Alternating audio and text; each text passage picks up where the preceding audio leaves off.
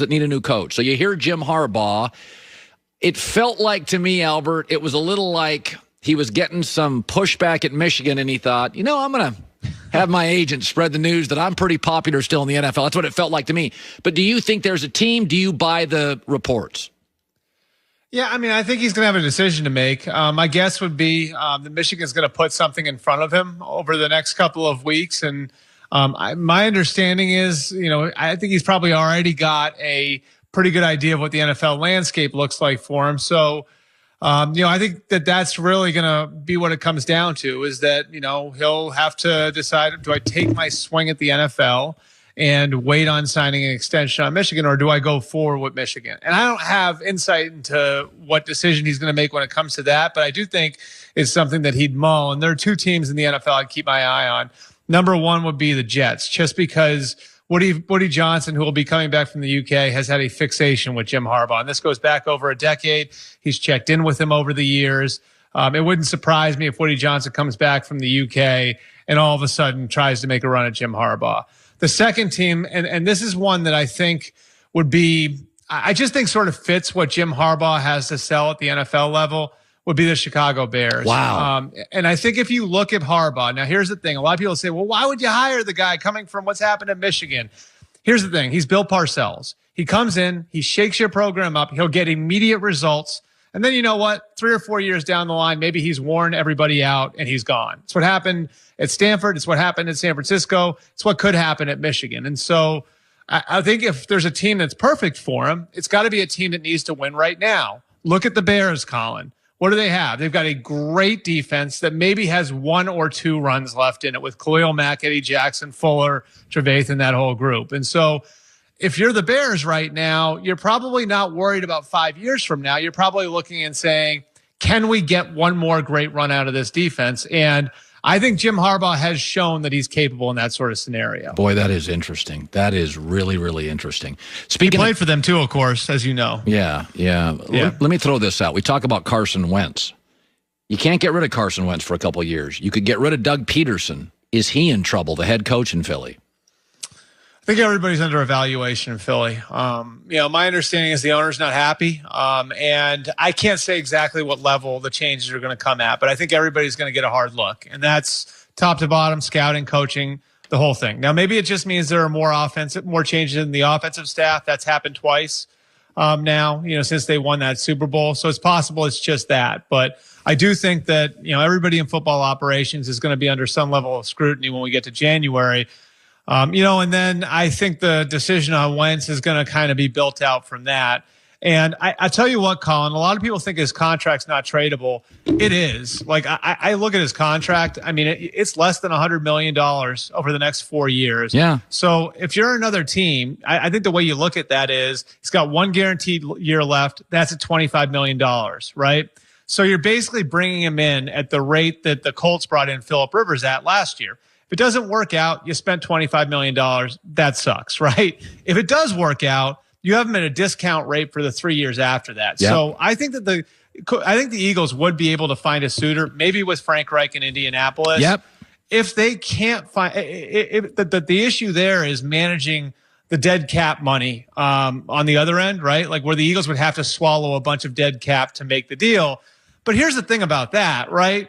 If you're pulling the plug on Carson Wentz, aren't you going through a complete rebuild anyway? Yeah. Like with the age of that roster and everything else, I think at that point, you're just going to say, you know what, we got to blow the whole thing up. Yeah. So I think so much of where the Eagles go from here is going to be determined by whoever's in charge making that decision. Is Carson Wentz fixable? Yeah, I think it's a really good point. The contract for Wentz is not bad. The Colts right now are paying Jacoby Brissett and Phillip Rivers $46 million, and you get twice the athlete with Carson Wentz. Now, let's go to this.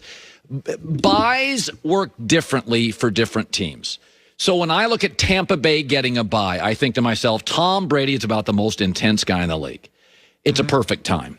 So you feel like a playoff team with inconsistency. I mean, I watched the Cowboys take a bye and go from unwatchable to almost beating the Steelers, beating the Vikings, and at least being competitive against Baltimore. Yeah. And I think to myself, you can attack buys a different way. Give everybody rest or really go all in on fixing our issues.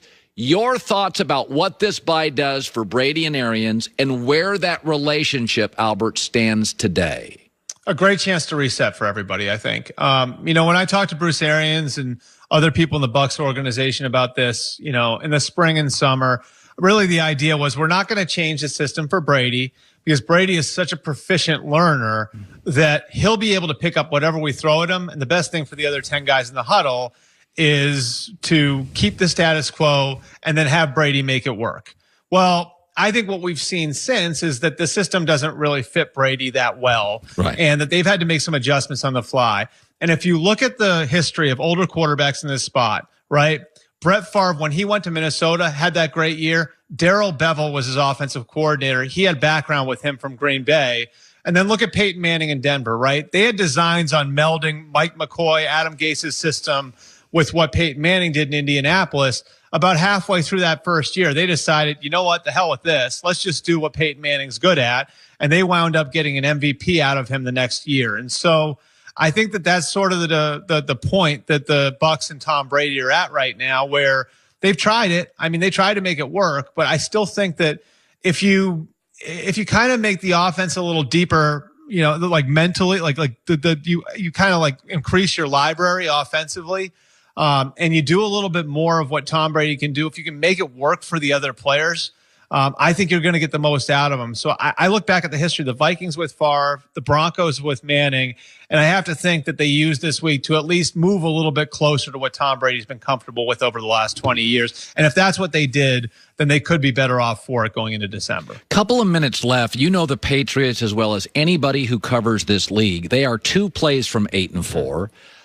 Whereas they were wildly inconsistent in the first 7 to 8 weeks, they've become a little more consistent in recent weeks. They could have easily beaten Buffalo. If they beat tonight the Rams, it is going to be frightening for the rest of the league that they are winning with no passing game and no playmakers and no great pass rusher. I guess I'd ask you now, it still creates a dilemma.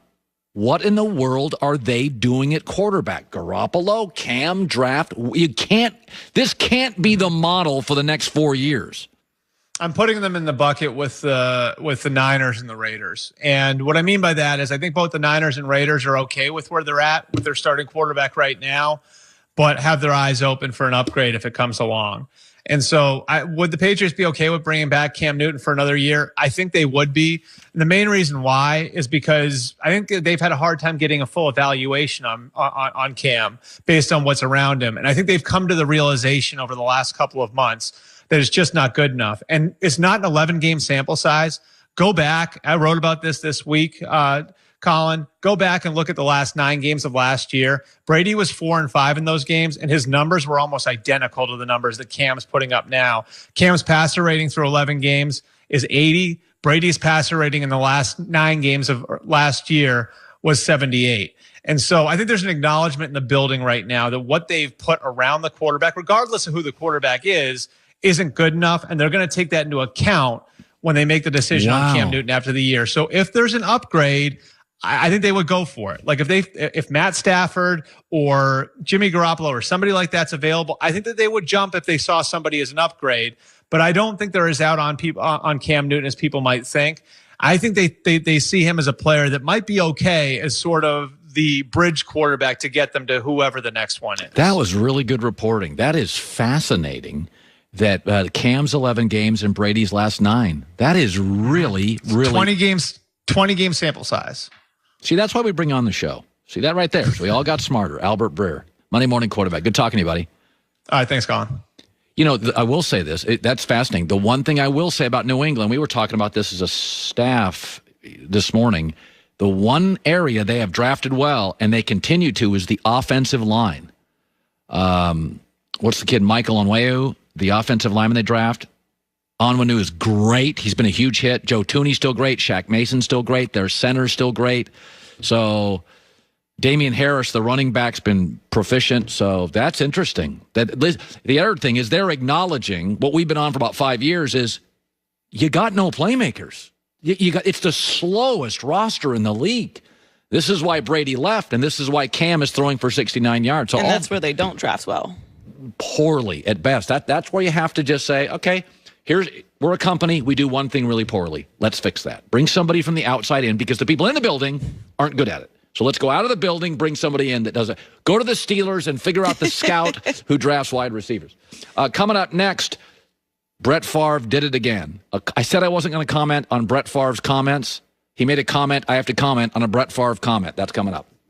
No better story than a Cinderella story in sports. A lower-seeded team overlooked by the odds makers. Crashes the party, upsets everywhere. That's what Pure Talk Wireless is all about. Okay, Verizon, AT&T, T-Mobile, those are the one seeds, big and powerful. Charge you for data you'll never use, perks you'll never use. Stop paying for fluff. You don't have to get a new phone or get a new phone number. Pure Talk is committed. Great customer service. Based in the U.S., second to none. You get unlimited talk on your phone, unlimited text, and 2 gigs of data. $20 a month. Average family would save